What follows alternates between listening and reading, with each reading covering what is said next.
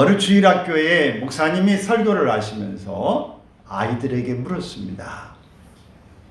얘들아, 천국에 가고 싶은 사람 손 들어봐. 그래요.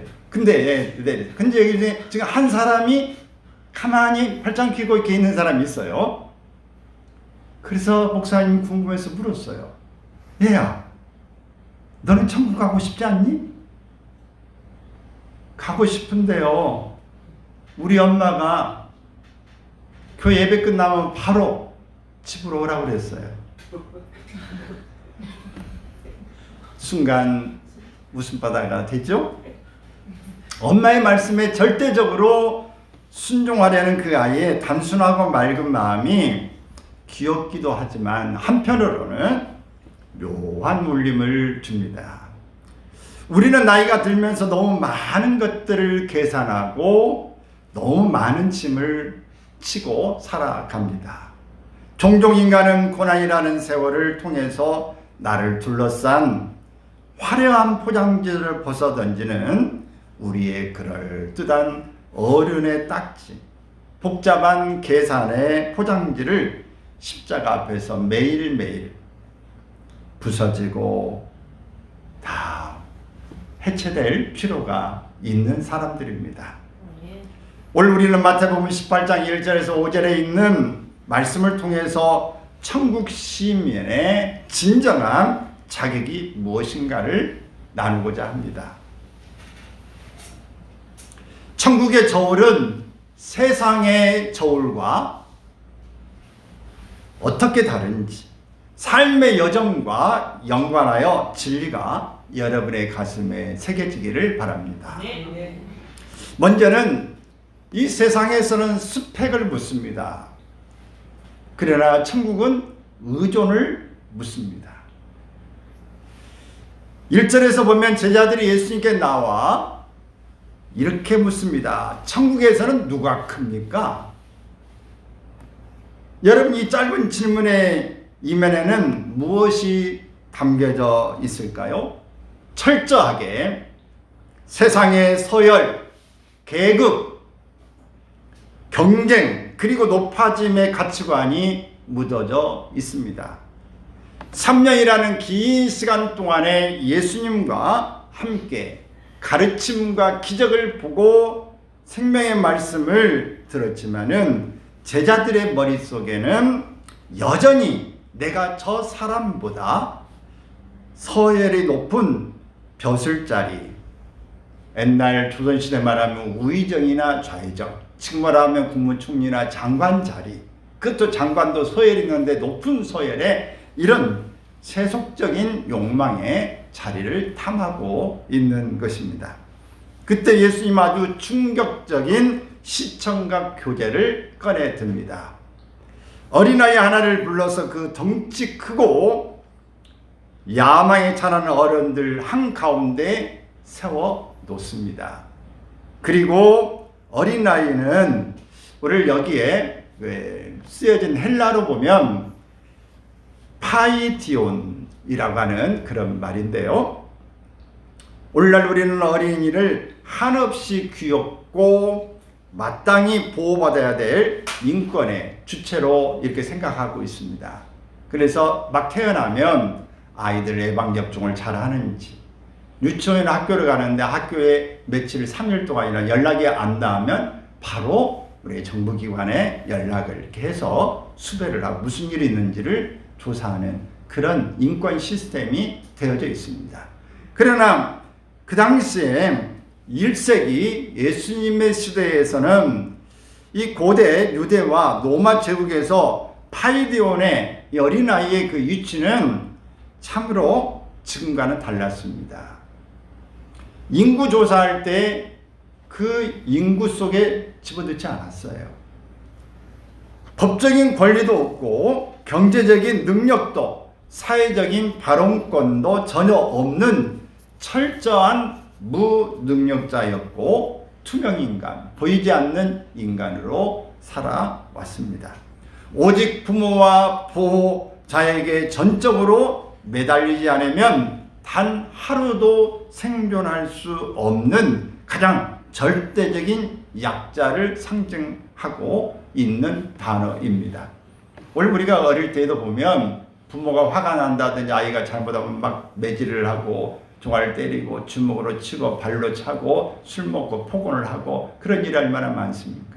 최근에도 보면 자녀를 낳았는데 철딱선이 없는 이 부모가 아이를 막 이렇게 죽여가지고 그 가방에다 넣어가지고 오래도록 있다든지 냉장고에다 아이를 막 이렇게 냉동실에 집어넣는다든지 막 매장을 한다든지 그런 일들이 얼마나 있습니까? 때려가지고 막 아예 멍이 들고 두개골이 깨지고 이런 일들이 있는 것들이 지금도 방송에 나오고 있지 않습니까? 근데 옛날에는 부지기수였습니다.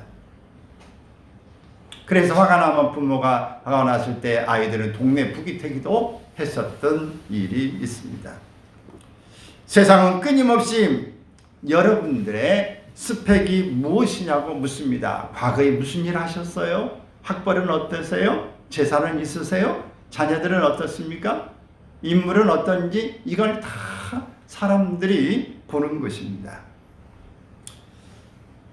인맥이 누구누구 아르세요? 어떤 관계세요? 라고 하는 것들을 묻는 것이 사람들의 스펙이에요. 그러나 천국의 저울은 세상의 저울과 반대로 기웁니다. 천국은 내가 하나님 아버지 없이는 아무것도 할 수 없는 존재라고 하는 것을 뼈저리게 깨닫고 오직 주님의 은혜만을 절대적으로 의존할 때 비로소 유대해진다고 하는 역설입니다. 세상적으로는 해석이 안 되는 일이 천국에서는 이를 법칙으로 이루어지고 있는 것입니다. 또 내 힘으로는 안 됩니다 라고 하는 위대한 파산 선언을 하는 것이 중요합니다. 한번 따라서 볼까요? 내 힘으로는 안 됩니다. 내 힘으로는 안 됩니다. 위대한 파산 선언을 하는 것입니다. 예수님은 4절에서 이렇게 결론을 내리십니다. 그러므로 누구든지 이 어린아이와 같이 자기를 낮추는 사람이 천국에서 큰 자니라. 아멘. 여기서 자기를 낮춘다라는 동사는 헬라어로 파페이노호라는 말인데 세상의 폭력에 짓눌려서 혹은 돈이 없어서 비굴하게 엎드리는 것이 아닙니다. 이 타페이노라는 말은 자신이 충분히 누릴 수 있는 특권과 권리, 어른으로서의 알량한 자존심을 스스로 포기하고 하나님 앞에서 나를 철저하게 비우는 능동적이고 자발적인 겸손을 말하는 것입니다. 이 시대의 탁월한 강해 설교자 찰스 스윈돌이라고 하는 목사님은 진정한 겸손은 나 자신을 깎아내리고 못났다고 자학하는 열등감이 아닙니다. 진정한 겸손은 나를 향한 생각의 스위치를 끄고 그 빈자리에 하나님과 이웃을 향한 생각으로 채워 넣는 것이라고 이야기했습니다. 은혜는 언제 우리에게 폭포수처럼 쏟아집니까? 여러분 언제 그렇게 은혜를 받아보신 적이 언제 있습니까? 내 힘으로 모든 것을 할 수 있다고 버틸 때가 아닙니다. 하나님 제 힘으로는 아무것도 안 됩니다. 저는 영적으로 파산했습니다. 두 손 들고 항복할 때 바로 그 깨지고 낮아진 틈새로 하나님의 맹렬한 은혜가 스며드는 것입니다. 인생의 황혼과 삶의 연장에서 만나는 아이의 영성이 우리에게는 필요합니다. 우리 삶의 연장을 가만히 들여다보면 이 시대에 탁월한 이 지성이었던 고 이어령 교수님은 생애 마지막에 이르러 인간이 지성으로 아무리 바벨론처럼 높이 지식을 쌓아 올려도 결국 죽음이라는 문턱 앞에 서면 지성의 무거운 옷을 벗고 영성이라는 절대 의존의 자리, 바로 어린 아이의 자리로 내려가야 합니다. 또 김영석이 교수님, 가장 나이든 어른으로서 존경받고 있는 우리 사회에 100세가 넘는 지금 106세 정도 되신 분의 이 말씀은 100년을 살아보니 인생의 진정한 가치가 이웃을 향한 섬김과 절대자를 향한 겸허함에 있다라고 이야기했어요. 이웃과 하나님. 지난 목요일이었습니다. 며칠 전이죠. 98세 되시는 한 권사님의 장례식에 다녀왔습니다. 제가 축도의 순서를 맡아서 영정사전 앞에서 먼저 한참을 쳐다보다가 꽃을 하나 이렇게 올려드리고 이제 순서를 맡아서 하나님 어떻게 제가 여기 있는 분들에게 위로가 되고 평강이 되고 하나님이 원하시는 이 기도를 드릴 수 있을까요? 그런 생각을 할 때에 문득 떠오르는 그런 생각들이 있었습니다. 그래서 하나님 앞에 이제 마지막 예배를 드리면서 축도의 시간이 되었을 때에 엄마 하며 생각만 해도 사진만 봐도 벌써 그리워지고 먹먹한 가운데 못한 것만 생각이 납니다. 이제 자녀들의 마음을 이제 표현하는데 다 저도 먹먹해지고 사람들이 그랬어요. 이때에 또 다른 생각은 이제 엄마의 생각입니다. 엄마가 자녀들 향해서 내가 너무 오래 살아서 미안하다. 좀 더 빨리 갔어야 하는데 연약한 육신 때문에 너희들 고생만 시키고 이제 때가 되어서 아버지 앞에 간다. 그동안 다들 고생 많았다. 내 죽음을 두고 오랫동안 슬퍼하지 말고 며칠만 슬퍼하면 된다. 나는 좋으신 하나님 아버지 품에 먼저 가서 너희들을 기다릴게. 그리고 우리 성도님들, 우리 딸과 사유가 목회하는 교회에 충성스러운 일꾼으로 잘 섬겨주고 도와줘서 너무 고맙습니다. 그런 이야기를 마치 어머니가 98세 된 어머니가 약간 한 2년 동안 치매기가 있으셨어요. 근데 그 속에는 정신이 있을 때 뭐 그런 느낌을 가지고 가신 줄로 압니다.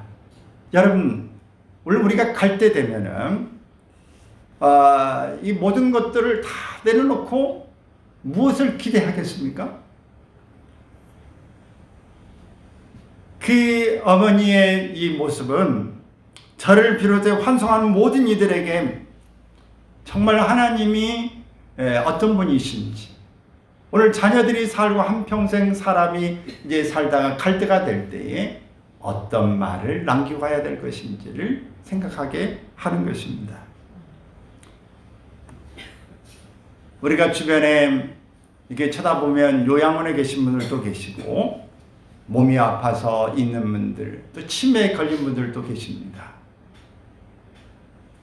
사랑하는 가족의 이름조차 조금씩 심해져가는 어르신들의 손을 잡아드리면서 몰라도 그래요, 나 맞아요, 누구 아세요, 내가 누구예요 물어봐도 잘 몰라도 맞다고 칭찬하고 이렇게 해줄 때 해맑은 웃음을 가지고 그래 그렇구나, 나 몰라 이렇게 말하면서 그저 먹을 것 주면 그게 좋아서 어린아이의 모드로 가는 것입니다. 거기에 무슨 꿈과 욕심이 얼마나 있겠습니까? 그게 나는 왜 안 하냐고 이런 시선이 어디 있겠어요? 단순해지는 모습, 다정하게 말해주고 손 한번 잡아주는 그것에 감동하는 그런 일들을 갖게 되고, 조금만 좋아도 해맑은 웃음을 이렇게 자아내는 모습이 어린아이와 같지 않습니까? 아침에는 죽음을 생각하는 것이 좋다는 책의 제목처럼 우리 생의 마지막 완전한 낮아짐의 순간을 묵상할 때 우리는 비로소 오늘 주어진 벅찬 하루를 어린아이처럼 순전하게 살아낼 수 있습니다. 제가 어떤 영화를 볼 때 그 대사가 오래도록 남고, 오늘 여러분에게도 함께 남은 적이 있습니다. 오늘 이 하루는 어떤 사람에게 있어서 그렇게 꿈꾸었던 하루, 오늘 내가 지금 말하고 듣고 볼 수 있는 이 모든 것은 어떤 사람이 난 한 번이라도 보고 듣고 봤으면 좋겠다고 하는 그 소박한 그 꿈의 모습을 나는 지금 한꺼번에 다 보고 있는 것이다. 나는 기적을 살고 있는 것이다. 여러분, 우리가 너무 단순하게 생각하지만 주관 산 나 하루만 더 살면 좋겠어. 나 누구 얼굴 봐야 돼. 하루만, 몇 시간만이라도 조금 더 살면 좋겠어라고 간절한 소원을 아는 사람들의 그 안타까운 모습을 우리는 아무렇지도 않게 눈 뜨면 자동으로 우리는 살아있고 뜰 것으로 생각하고 먹는 것, 그냥 먹는 것으로 살고 있는 경우가 너무 많습니다. 저는 우리의 삶의 가장 가까운 곳에서도 이 파이디온의 신비를 봅니다. 저희 가정에서 연이어 태어난 5 자녀들의 모습을 생각해 볼 때 땀 흘려 키우면서 그 이 절대 의존을 매일 삶으로 체험했어요. 저는 학교도 공부하는 기간도 있었고, 같이 있을 때도 있지만 아이들은 절대적으로 부모의 도움이 필요했습니다. 배고프면 울고 부모가 안아주지 않으면 한 걸음도 뗄 수 없는 그 연약한 아이들이 오직 아빠의 얼굴만 전적으로 바라보는 그 절대적인 눈망울, 그 눈망울을 마주할 때마다 저는 돌이켜보면 하나님 앞에 하나님, 저렇게 하나님을 앙망하고 눈망울을 초롱초롱하게 하나님의 사랑만 바라보는 모습이 있어야 되는데, 이게 바로 우리가 하나님 앞에 어린아이처럼 자녀의 마땅한 일인 줄로 믿습니다. 그런데 언제부턴가 고개가 뻣뻣해지고 우리는 아무렇게 행동해도 되는 것 같고, 나 이제 다 컸어, 내 마음대로 할 거야, 신경 쓰지 마세요, 나도 이제 할 줄 알아요 라고 하는 것처럼 하나님 앞에 묻지도 않고 하나님 앞에 우리 스스로 결정해 버리고 감사도 하지 않고 당연히 내심으로 하는 것처럼 살아가는 일이 얼마나 많이 있어 왔는가. 가장 가까이 있는 이 아내의 헌신을 통해서도 스스로 낮아짐을 배웁니다. 오랜 시간 유치원과 또 가르치고 운영하는 경험 있는 이 아내가 학교 교실과 교회의 환경판들을 꾸미는 일에 어떤 데는 돈을 들여가지고 참 또 환경물을 가지고 밤에도 막 이렇게 만들고 조작해서 어떤 데는 밤을 설쳐가면서 학교에 가서 다 설치해주고 또 선생님들이 고맙다고 하는 이야기를 듣습니다. 왜 그랬을까요? 자녀를 사랑하는 마음 때문에, 선생님에게 귀하게 여김받아서 자녀들에게 도움되고자 하는 사랑의 마음 때문에 그런 거죠.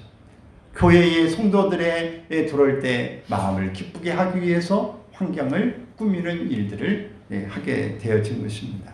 누가 박수를 쳐주는 것도 아니고 월급이 나오는 것도 아니지만 그저 아이들을 사랑하는 그저 마음에서 이런 헌신과 이런 수고를 아끼지 않은 겁니다. 이처럼 누군가를 사랑하기 때문에 기꺼이 내 시간과 에너지를 내어주는 그는 단순하고 맑은 섬김, 그것이 천국의 저울에서는 가장 무거운 가치를 지니게 되어집니다. 이 시간에 이혜인 수녀님의 시 한 구절을 우리가 함께 묵상해 보겠습니다. 같이 한번 읽어볼까요? 마음이 아파서 울고 싶을 땐 소리내어 울게 하소서. 체면 때문에 눈물 감추는 어리석은 어른이 되지 않게 하소서. 언제나 놀라움과 감탄을 지니고 세상을 보게 하소서. 어린이의 마음으로 나오는 시중에 나오는 겁니다. 여러분, 울고 싶으면 울고, 여러분이 감정에 나온 대로, 어린아이들은 단순히 그렇게 나옵니다. 이게 나이가 들면 남자들은 여성 호르몬이 나온다고 그래요. 근데 그래서 감수성이 예민해지는 거죠. 근데 이제 제 머리숱이 많죠? 그래서 머리숱을 많은데 조금 더 있으면 좋겠다고 약을 이제 먹은 적이 있어요. 근데 그 약이 무슨 약이냐 하면은 남성 호르몬을 좀 억제하는 약이 들어있어요. 그럼 어떻게 했어요? 감성이 더 좀 풍부해지겠죠. 그래서 예전에는 눈물 나지 않는 일도 이제는 여성처럼 감정이 이제 여성화 나이 들면서 여성이 호르몬이 나오니까 어때요? 조금 더 감정적이 되겠죠. 여러분, 오늘 우리는 울 때, 울음이 터질 때, 나올 때 표현하는 게 중요합니다. 근데 여자들이 남자보다 좀 오래 살죠. 고생은 많이 하는데 왜 오래 살까? 왜 그래요? 입으로 쏟아놔버려. 성질 나면 성질 난다고. 막 아이도 잡고 남편도 잡고 이렇게 막 또 전화통 잡고 수다를 막 뒷담을 막 하는 거죠. 시어머니가 어렵고 남편이 이렇고 우리 애들이 속상해 죽겠어. 막 친구들이 이야기하죠. 마음을 풀어내기 때문에 마음에 그 응어리들이 그래도 빠져나오기 때문에 그래요. 근데 남자들은 풀 데가 없는 거예요. 그래서 술 먹다가 간암 걸리고 그냥 화나가지고 막 때리고 이러다가 몸 다 망가지고. 남자들은 이렇게 표현을 못하기 때문에 이런 일이 생겨나는 것입니다. 하나님 앞에서 어른인 척 체면 차리지 않고 흘리는 어린아이 같은 눈물, 내 고집과 힘을 다 빼고 온전히 십자가만 의지하며 쏟아내는 내 진실한 눈물이 굳어진 우리 영혼의 관절을 부드럽게 치유해 갈 줄로 믿습니다. 우리 하나님 앞에 여러분 많이 울음을 쏟아놓는 일이 중요해요. 성격마다 좀 달라요. 여자들도 다 그런 게 아니고 어떤 분은 이렇게 내성적인 사람은 표현을 다 못해. 속으로 꾸머니 이 표정만 좀 모르고 말을 하지 말 아예 안 해버린 분들도 있어요. 왜? 속상하니까 나 너 상종하기 싫어, 말하기 싫어, 나 더 열받으니까 나 말 안 할래. 속으로 이렇게 삭히는 사람이 있어요. 병납니다. 어떻게 해야 돼요? 하나님 앞에 일러 바치면서 울어야 되는 거죠. 이런 사람 밖으로 쏟아내지 못한 성격은 하나님 앞에 우는 것이 중요하고 이르는 게 중요합니다. 친구한테도 보면 쪽팔리니까 말 못하고 우리 집안 우세시키려고 내가 말하냐. 이런 분들이 있어요. 여자분들도. 말 못하고 시댁에도 뭐 미안하니까 효동스러운 마음에 말 못해. 누구한테도 말 못해. 자식한테 말하면 화풀이 되고 안 받아들이니까 말 못하고 그럴 때 소갈이 하면서 암 걸려요. 그러다 관절염 괄수가 이제 문제가 생깁니다. 그래서 내성적인 이런 성격을 가진 사람들은 특히 하나님과 앞에서 많이 기도하고 울면서 풀어야 될 줄로 믿습니다. 할렐루야.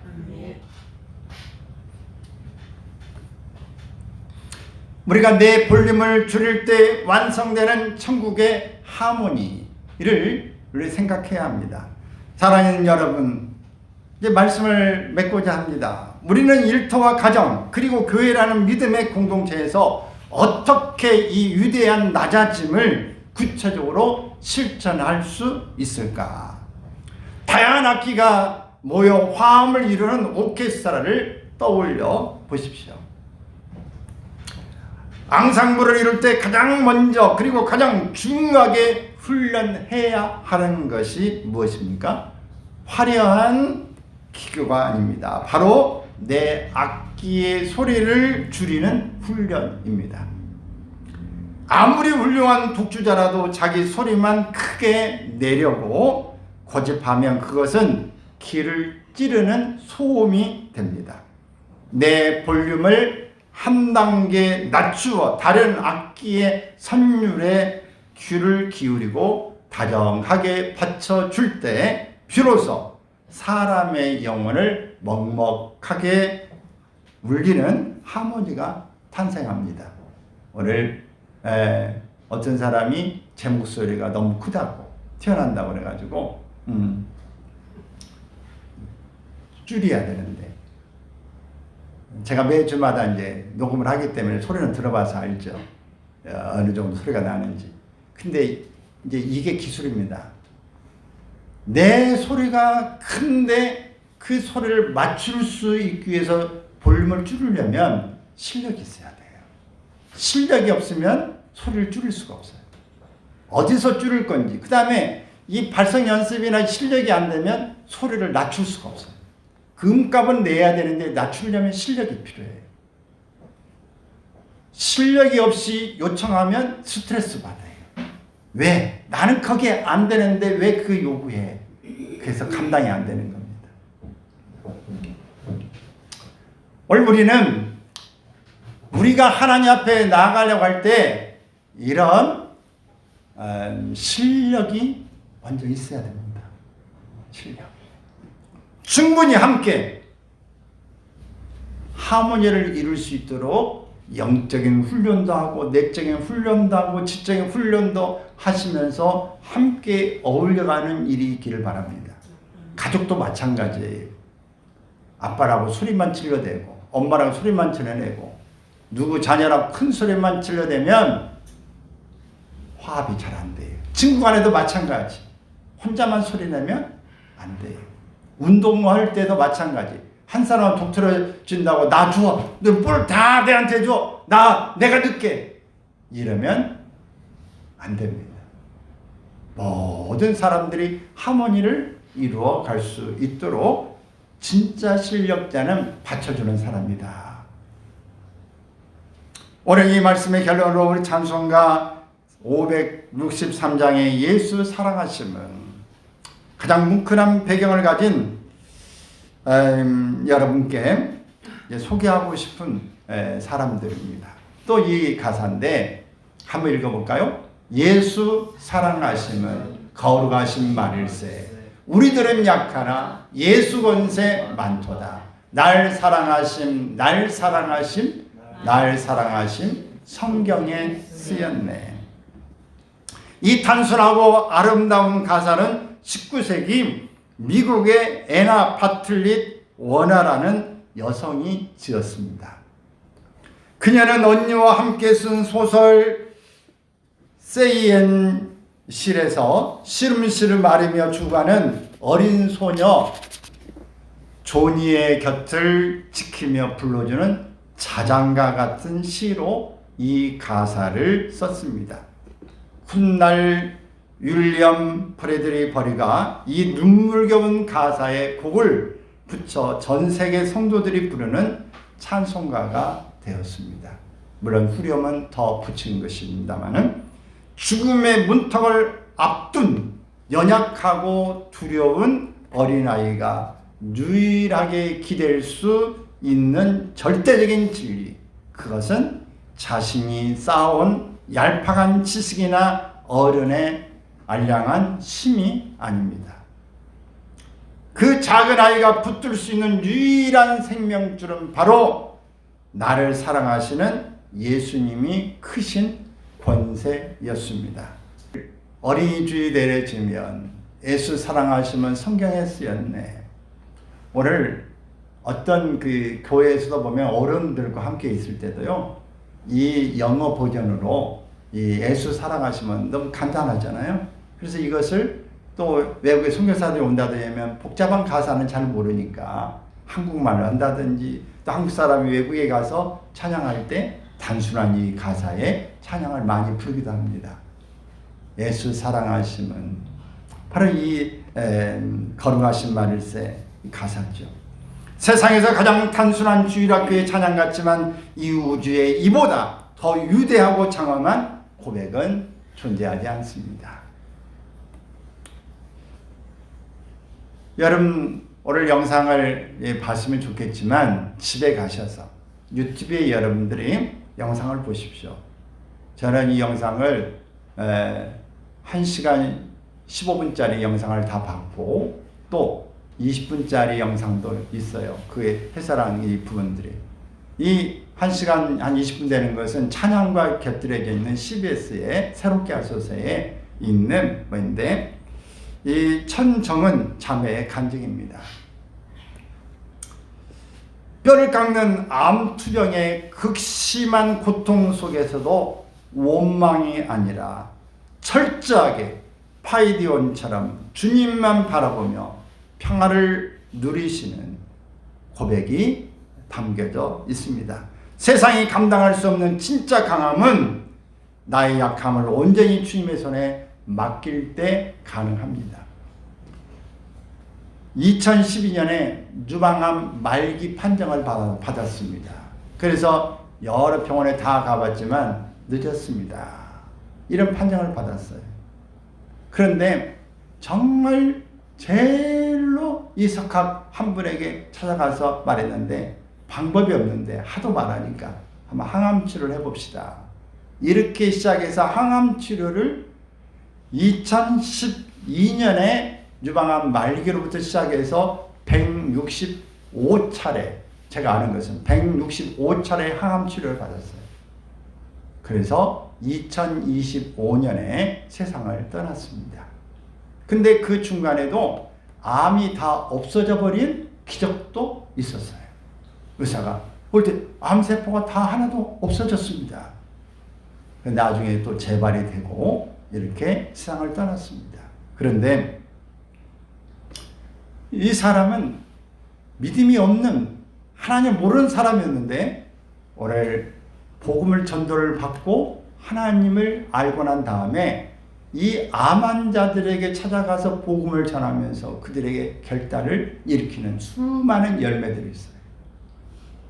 그리고 암이 없어져 버리니까 암 환자에게 전도 내가 암이 있으니까 나았다고 했더니만 받아들이지 않는 사람도 있더라는 거예요. 나는 여전히 낫지 않는데 가세요. 근데 암이 재발돼가지고 하나님 내가 이 암 때문에 사람이 받아들이지 않습니다. 고민하고 어떻게 해야 될까 했는데 그 뒤에 그 기도 때문인지 암이 다시 재발된 거예요. 그 사람을 찾아갔어요. 기쁜 소식이 있어요. 내가 암이 다시 생겨났어요. 그 사람이 말했더니 그 사람이 받아들이더라는 거예요. 2025년에 그는 세상을 떠나게 되어졌는데 수많은 열매들이 있는 것을 볼 수 있습니다. 여러분, 그분의 그 내용들을 보면은 오늘 여러분 우리가 교회 카페에 넣을 건데 이런 한 장으로 되는 것들도 옮겨 넣을 거고 필요할 때 이 여러 커트를 제가 이 설명서로 이렇게 쭉 유튜브에 올려놓을 겁니다. 유튜브에 여러분들이 꼭 보셔야 돼요. 매주마다 설교한 것들을 제가 잘 또 정리해서 이렇게 올려놓기 때문에 반드시 들으면 은혜가 됩니다. 그래서 여러분이 함께 나눠서 우리 교회 목사님 설교 그렇다고 생각할지 모르지만 여러분 다른 목사님 설교도 듣고 오늘 우리 교회 설교도 들으시면서 함께 다른 사람에게도 은혜가 되면 나눠줄 수 있기를 바랍니다. 부활에 대한 확신이 있었어요. 하나님이 주신 확실한 증거, 사도행전 17장 31절 말씀처럼 예수님의 부활은 하나님이 살아계시며 천국과 지옥이 실제함을 보여주는 가장 확실한 표적입니다. 암은 선물이고 죽음은 희망이라고 이야기했어요. 또 사명보다 중요한 것은 주님을 향한 사랑이라고 말했습니다. 신앙의 본질은 무언가를 행하는 사명 이전에 어제보다 오늘 주님을 더 뜨겁게 사랑하는 인격적인 관계에 있다고 고백합니다. 또 부활의 실제를 믿고 끝까지 승리하기를 요청하고 있습니다. 우리 몸이 다시 살아날 소망이 실제가 될 때 어떤 극심한 고통 속에서도 다시 일어날 수 있는 하늘의 기쁨을 누리게 되어지는 것입니다. 사랑하는 여러분, 이번 한 주간 동안에 세상이 덧씌워놓은 어른의 무거운 계급장과 자존심을 과감하게 십자가 앞에 내려놓으십시오. 교만이라는 두꺼운 포장지를 찢어버리시고 절대 의존하는 어린 아이의 마음으로 은혜의 보좌 앞에 온전히 엎드린 저와 여러분이 되시기를 바랍니다. 그리고 가장 낮은 곳에서 천국의 아름다운 하모니를 연주하는 우리 교회의 사랑하는 성도 한 사람 한 사람이 다 되시기를 주의 이름으로 축원합니다.